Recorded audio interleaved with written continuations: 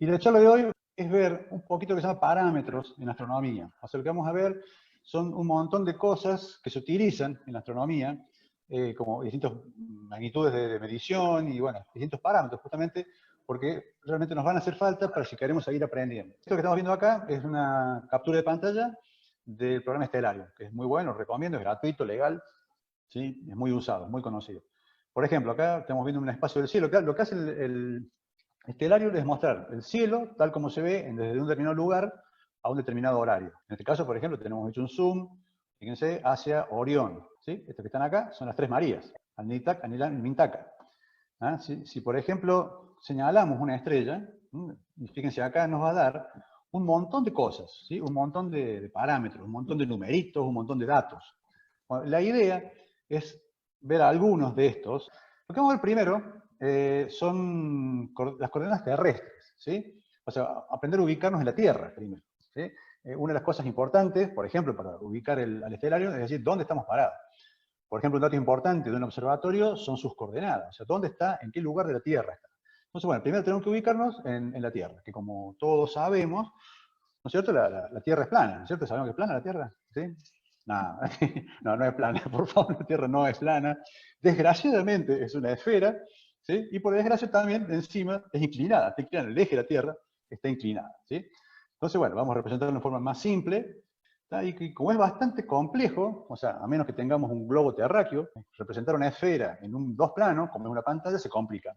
Entonces, por lo general se usa esto es un planiferio. Vamos a representar a la Tierra con un plano, por una cuestión de practicidad. ¿Sí? Es mucho más fácil ver algo en un plano que verlo en una esfera. O sea, acá en esta esfera, por ejemplo, hay parte de la mitad de la Tierra que no la vemos. Entonces necesitamos representarla en un plano. Bien, ¿y cómo hacemos? ¿Cómo hacemos? Vamos a suponer que estemos en la Tecnoteca, supongamos, que está más o menos donde está el cursor por ahí, ¿sí? Viene alguien viajando de China, supongamos en un avión, y dice, ¿dónde te encuentro? Y encontrame acá. Entonces, ¿cómo hacemos para decirle dónde es acá?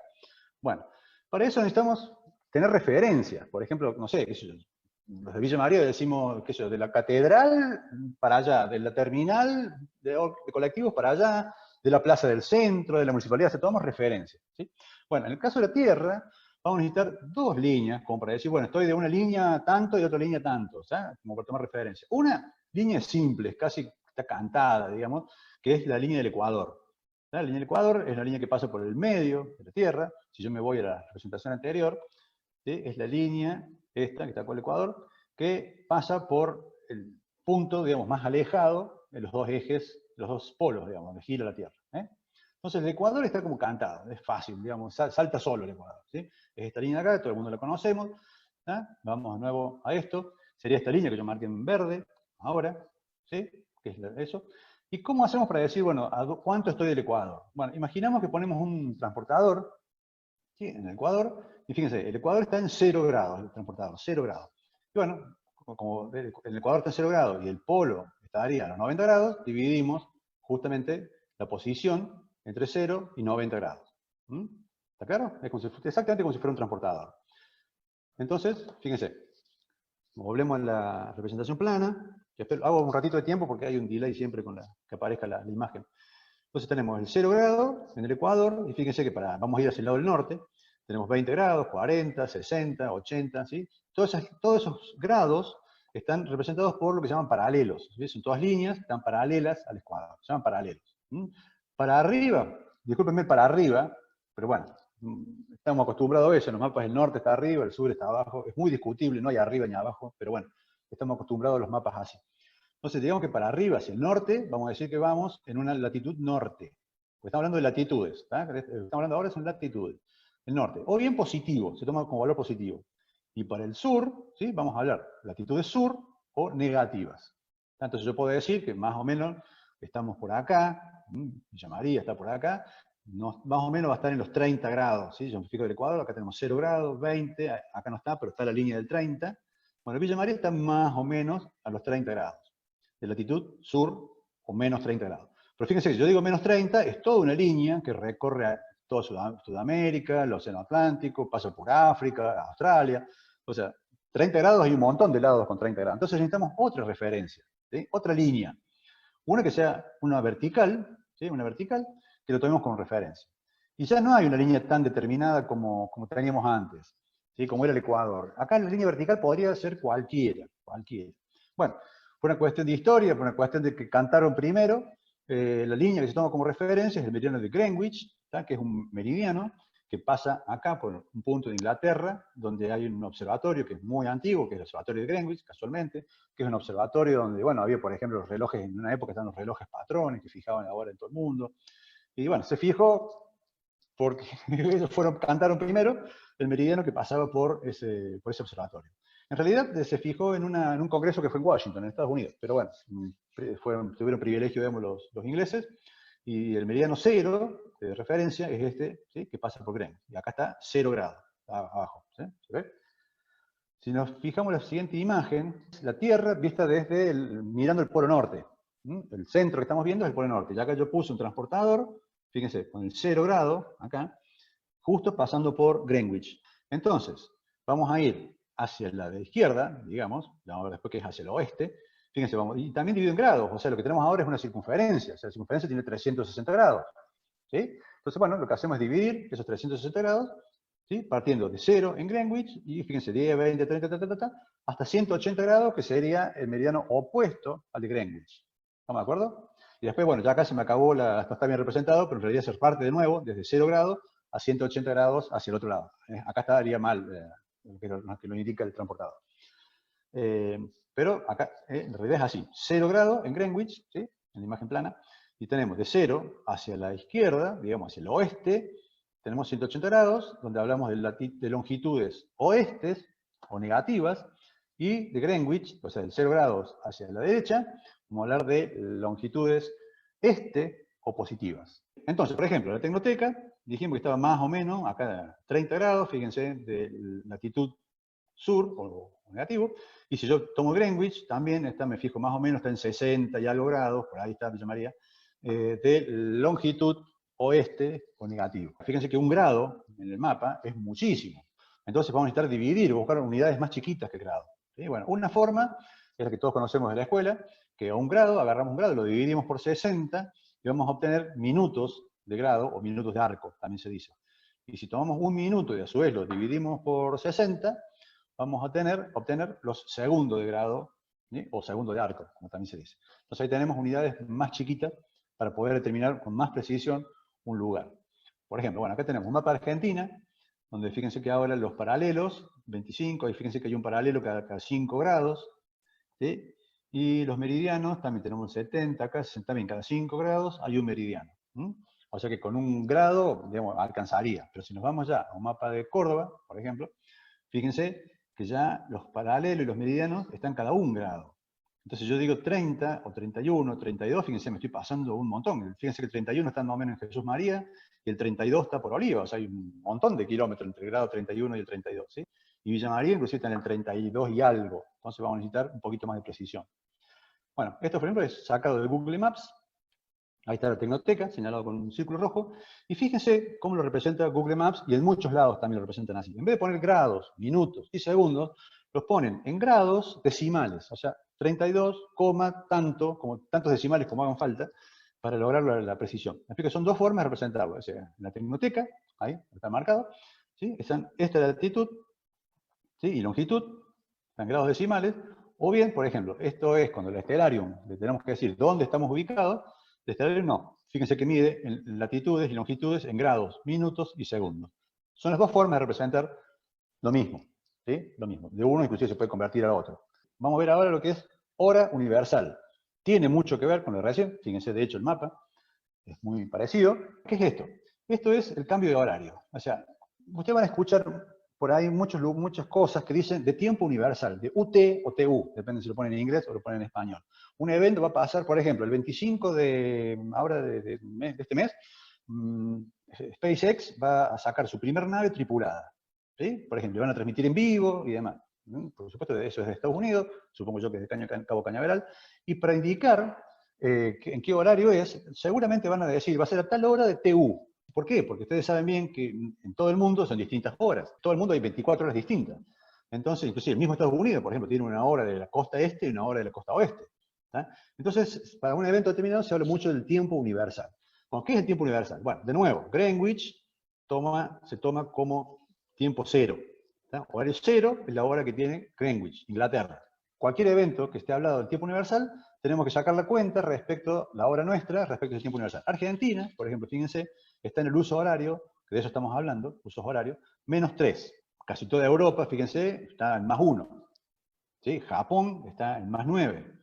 ¿Tá? Alaska en -9. Entonces, para sacar un horario, entonces, bueno, nos dicen que va a ser a las 10 AM de tiempo universal. Nosotros, si queremos verlo, ese evento, bueno, tenemos que descontar 3 horas, o sea que va a ser a las 7 AM de tiempo universal. ¿Eh?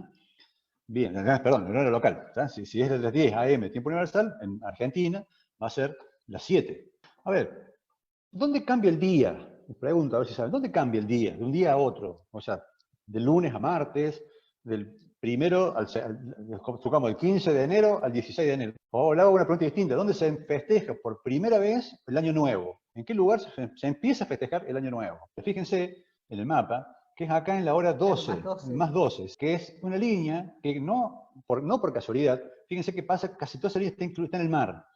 Está en el mar. Se buscó a propósito una línea que estuviera en el mar para que no hubiera complicaciones. Ustedes se imaginan que esa línea pasara en cualquier país, bueno, tendríamos 2 días distintos en el mismo país. Sería el lunes en un pedazo del país, martes en otro pedazo del país. Sería un día bárbaro. Entonces se buscó una línea que, bueno, pasara por el mar, entonces no hubiera tantos líos políticamente. Bien, cambiamos de tema. Vamos a cambiar de tema. Vamos a ir a medidas de distancias ahora. Supongamos, tenemos que medir nuestro celular, bueno, usaremos, qué sé yo, una regla, si lo queremos con mayor precisión, vamos a usar un calibre, un micrómetro si tenemos. Si vamos a medir una casa, bueno, usaremos, qué sé yo, una cinta métrica o una ruleta, ¿sí?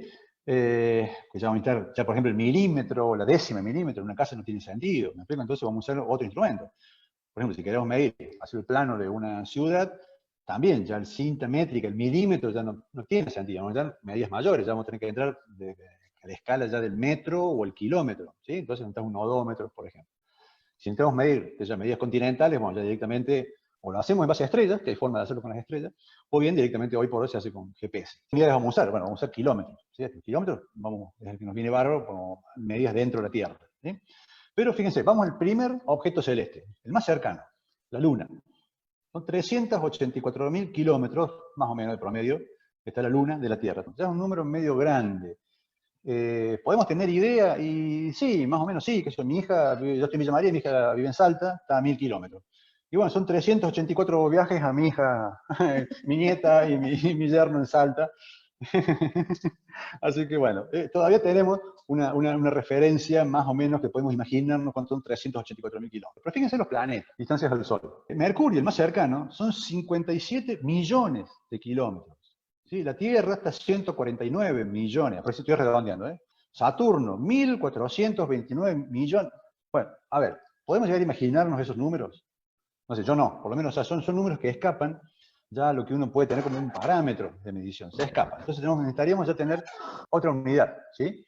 Entonces, para eso, ¿qué se hace? Vamos a tomar, esta es la órbita de la Tierra, ¿sí? La órbita de la Tierra, sabemos que la órbita de la Tierra es una elipse, en el cual el Sol está en uno de los focos, por eso la Tierra está por ahí más cerca, en el perihelio, está a 147 millones de kilómetros, y como está en el hefelio son 152 millones de kilómetros, pero si tomamos un promedio, ¿sí? La distancia a la Tierra es de 149,6 millones de kilómetros. A esa medida se la llama, se la denomina, se la define como la unidad astronómica. La distancia promedio entre la Tierra y el Sol se define como unidad astronómica. Bien, ya tenemos una unidad nueva. Entonces, por ejemplo, ahora, Mercurio, en vez de decir que estaba en 57 millones de kilómetros, está 0,3 unidad astronómica. O sea, 0,3 veces lo que está la Tierra del Sol. Fíjense, la Tierra obviamente es 1, por definición, que si nos vamos a Saturno, por ejemplo, está 9,5 veces, unidad astronómica, o sea, está 9,5 veces más lejos que la Tierra, del Sol. O sea, me explico, es una unidad nueva que se usa en astronomía, que es muy útil para mediciones, va a ver, dentro del sistema solar. Cuando hablemos, ustedes van a ver que cuando se hablan de cometas, cuando se hablan de asteroides y demás, se habla de unidades astronómicas, o de distancia en la cual ya viajó una sonda, se usa muy mucho la unidad astronómica. 150 millones de kilómetros. Pero ¿qué pasa con, o sea, si ya salimos un poquito del sistema solar, la primera estrella, la más cercana, Próxima Centauri, ¿sí? Está, bueno, ¿cuánto es eso? Son 39 billones de kilómetros, ¿sí? Ojo los billones también, ¿sí? Los billones nuestros, europeos, son millones de millones, ¿sí? Fíjense que tienes 12 veces hay que correr la coma en lugar. Los billones americanos son 1000 millones. Esa diferencia entre billones americanos y los billones nuestros genera un montón de líos también, ¿sí? Así que tengan muy en cuenta eso. Cuando escuchen billones, hay que saber bien de dónde viene. Bueno, de todos modos, esa estrella, la más cercana que tenemos, que se llama Próxima Centauri, justamente, está a 39,9 billones de kilómetros, o sea, y a 266.000 unidades astronómicas. Se nos vuelven a escapar los números de nuevo. Bueno, entonces, ¿qué se hace? Fíjense, por ejemplo, qué pasa si tiramos un haz de luz. Bueno, esto es una animación, pero seguramente en Zoom no lo van a ver. Un haz de luz, si tiramos un haz de luz, prendemos una linterna desde la Luna a la Tierra, ¿sí? Ese haz de luz va a demorar 1,2 aproximadamente segundos. Si nosotros agarramos un fotón sale del Sol, bueno, ese fotón, ese rayito de Sol, por decirlo de otra forma, ese rayito de luz, va a demorar en llegar a la Tierra unos 8 minutos 20 segundos. Ya si hiciéramos una animación con un rayito de luz que demora 8 minutos hasta la Tierra, bueno, sería medio aburrido, ¿no? Esperar 8 minutos. Fíjense que no es tan rápida la luz, ¿no? Entonces, ¿qué hacemos? Fíjense que la luz que sale de Próxima Centauri demora en llegar a la Tierra 4,2 años. ¿Sí? La luz que vemos hoy de Próxima Centauri salió hace 4,2 años. ¿Sí? Entonces, ¿qué se hace? Se define lo que se llama año luz, ¿sí? Que es la distancia que recorre la luz en un año. Ojo, la distancia, por más que estemos hablando de luz y de año, ¿sí? Es una distancia. Muchas veces uno escucha, che, a ver, ¿cuándo van a volar los autos? No, estamos a años luz de que los autos vuelen. Nada que ver, o sea, me explico, no es tiempo, es distancia. Entonces, se define esto, un año luz es la distancia que hay, la distancia que recorre la luz en un año, en el vacío, ojo, porque cambia, cuando la luz está en el agua o en el aire, cambia. Entonces, esa es la distancia que recorre la luz en un año en el vacío. Entonces, es aproximadamente 10 billones de kilómetros. Son aproximadamente 63.284 unidades astronómicas. Entonces, fíjense, la Alpha Centauri, o Próxima Centauri, la que hablamos recién, ¿sí? ¿A qué distancia está? Y bueno, está a 4,3 años luz. Si quisiéramos, inclusive, podríamos decir que el Sol está a 8 minutos 20 segundos luz de distancia. Podemos hablar también de distancia. Pero insisto, en lo que es sistema solar, no se usa. En distancias tan cortas, no se usa el año luz. Usamos la unidad astronómica. Acá tenemos, bueno, algunos objetos, ¿sí? Con sus distancias en años luz. ¿Sí? Alpha Centauri, dijimos 4,3 años luz. Barnard, estrella, 5,9. Sirio, vamos a tomarlo mucho como referencia, por ahí, porque es la estrella más brillante que tenemos en el cielo. ¿Sí? La estrella más brillante es Sirio. Algunas de las estrellas más brillantes, por ejemplo, Alpha Centauri, 4,3, Sirio, 8,1, Vega, 26. Fíjense, Rigel, por ejemplo, Antares, son estrellas muy brillantes, están a 520 o 900 años luz, están muy lejos. Sin embargo, son estrellas muy brillantes estas que estamos viendo acá. Ahora, hay un tema. Este año luz se utiliza mucho como unidad de distancia en lo que es divulgación científica. Mucho en divulgación científica. Pero los científicos no lo usan al año luz. Prácticamente no lo usan. Usan otra unidad, que es el parsec. El parsec, bueno, vuelve a usar los grados. Esto ya lo vimos. Un grado lo dividimos en 60 y nos da 1 minuto de arco. Y se lo dividimos por 60, nos da 1 segundo. Ya lo vimos recién. Estamos hablando de lo mismo. Pero fíjense, el segundo es muy poquito. Fíjense, si yo pusiera acá en mi casa una vara de 1 metro, ¿sí? De 1 metro, y yo quisiera formar un triángulo cuyo ángulo sea 1 segundo de grado, ¿sí? Bueno, este punto que está acá tendría que estar a 206 kilómetros. Por supuesto que esto que está acá, este triángulo que está dibujado, está totalmente fuera de escala, ¿no es cierto? Este ángulo no es ni para un segundo. Acá debe tener como 5 grados. ¿Me explico? Pasa que yo dibujara acá un triángulo cuyo ángulo sea 1 segundo de grado y no, me quedarían 2 líneas pegadas. Si yo pongo la vara en mi casa, esto lo hice con Google Maps, un círculo de 206 kilómetros sería esto. Tendría que irme hasta más allá de Córdoba, hasta Mar Chiquita o cerca de Rosario. ¿Me explico? Fíjese, cerca del Río Cuarto. Si está claro, vamos a la definición de parsec. ¿Qué es parsec? Es parallax second, ¿tá? El paralaje de 1 segundo. El término paralaje lo vamos a ver en algún momento cuando veamos, por ejemplo, qué métodos se utilizan para medir la distancia de las estrellas, ¿tá? Que es un método que se llama paralaje. ¿Tá? De ahí viene par de paralaje, sec de segundo. Parsec. ¿Cómo se define el parsec? Tomamos la Tierra y el Sol. ¿Cuál era la distancia entre la Tierra y el Sol? ¿Sí? ¿Qué distancia había? Una unidad astronómica. Tomamos este punto A.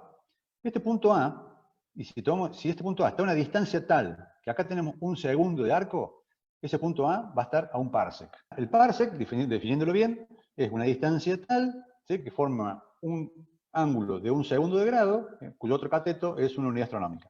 Esa sería la definición más geométrica.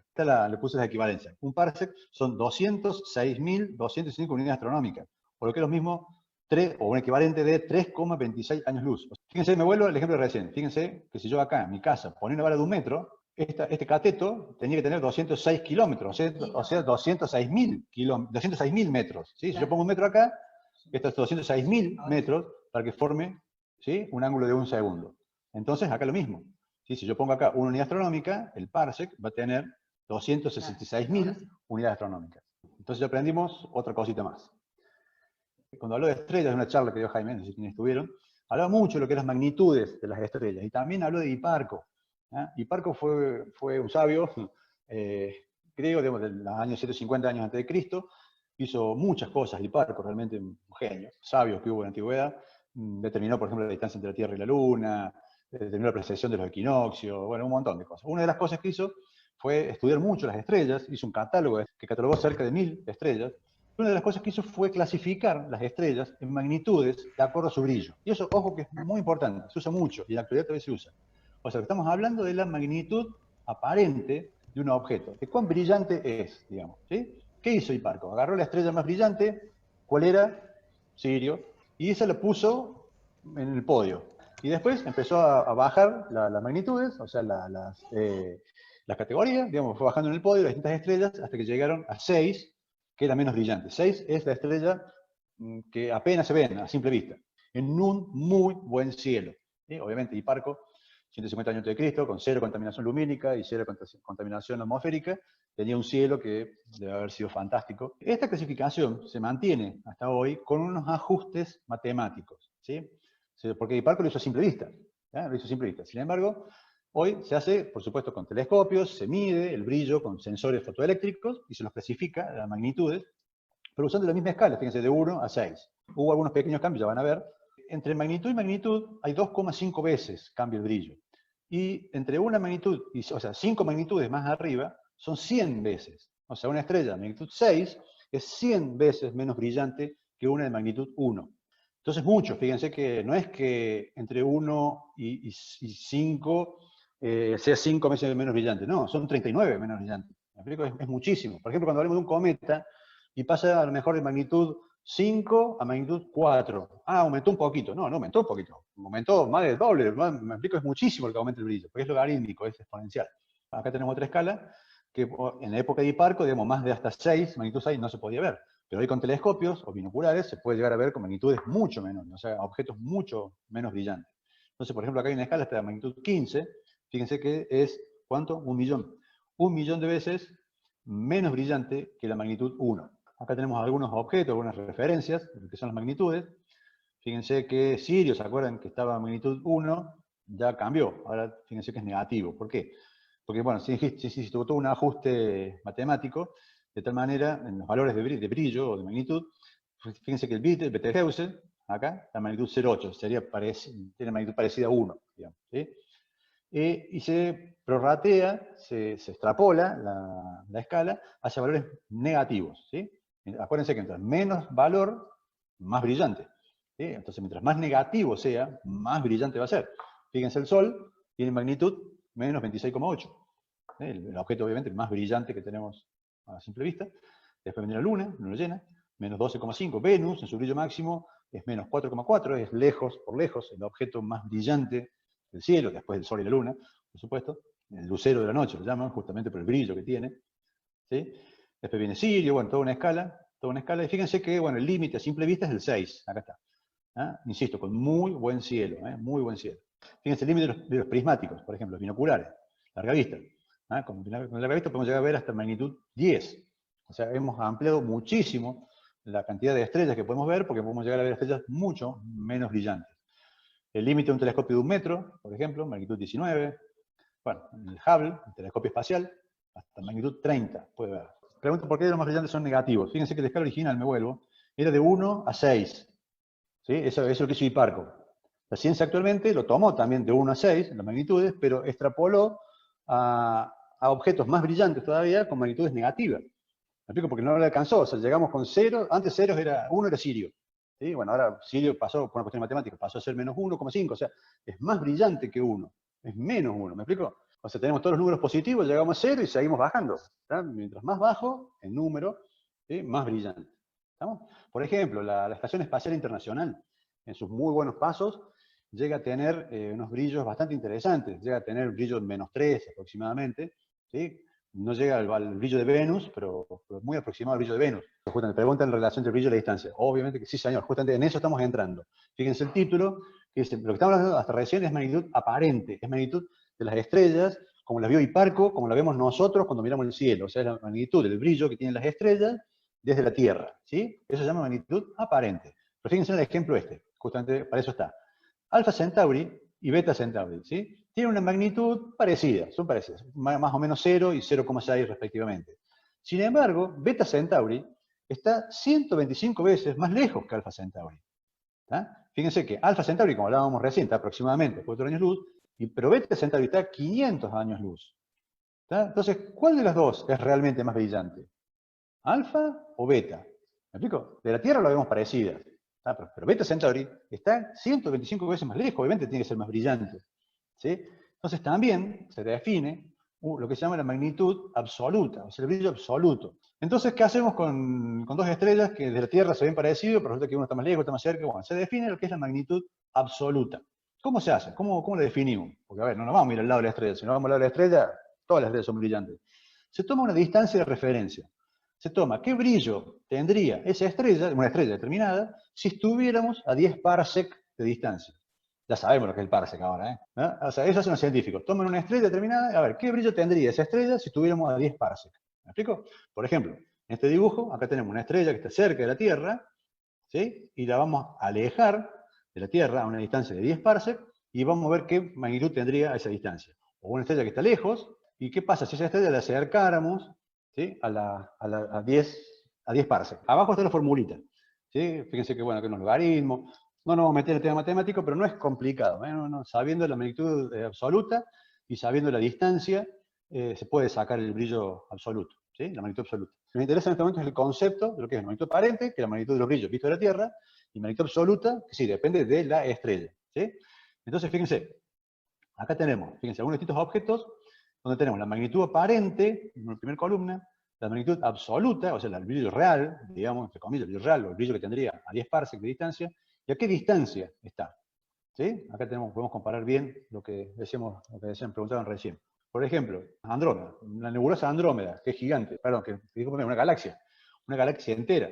¿Tá? Lo vemos con una magnitud aparente de 4,4. Tenemos que irnos a un buen cielo y lo vamos a ver como una nubecita, ¿sí? Andrómeda.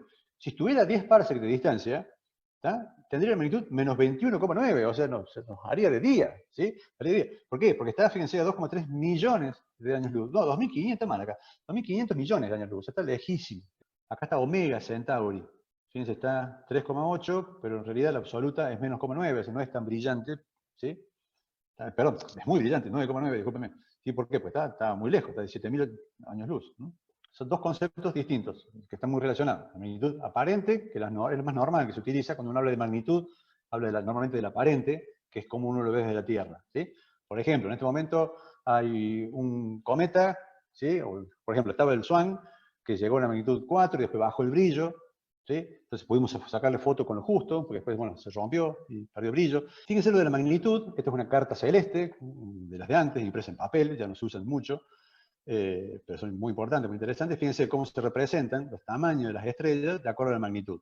¿Ah? Incluso fíjense en las referencias, está el tamaño de las estrellas y al lado acá la magnitud. ¿Ah? Y algunas referencias más también indican lo que son estrellas múltiples, dobles, variables, galaxias, nebulosas.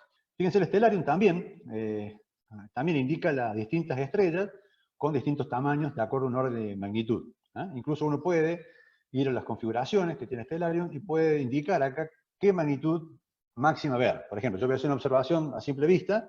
Bueno, yo le pongo acá que no me parezca más de magnitud 6. ¿Para qué quiero ver estrellas que no voy a ver a simple vista? En cambio, si voy a ver con binoculares, digo, bueno, no, poneme hasta 7, 8, y si voy a ver con telescopio, poneme hasta 10, que es una cosa así. Uno puede elegir qué muestra, hasta qué magnitud muestra acá el Stellarium. Bien, por ejemplo, fíjense, acá tenemos Alpha Centauri, fíjense, magnitud 0,1, Y ese después de la extinción, ese de la extinción se refiere a, no de los dinosaurios, nada que ver con eso, se refiere a la atmósfera, a cuánto se extingue debido a la atmósfera.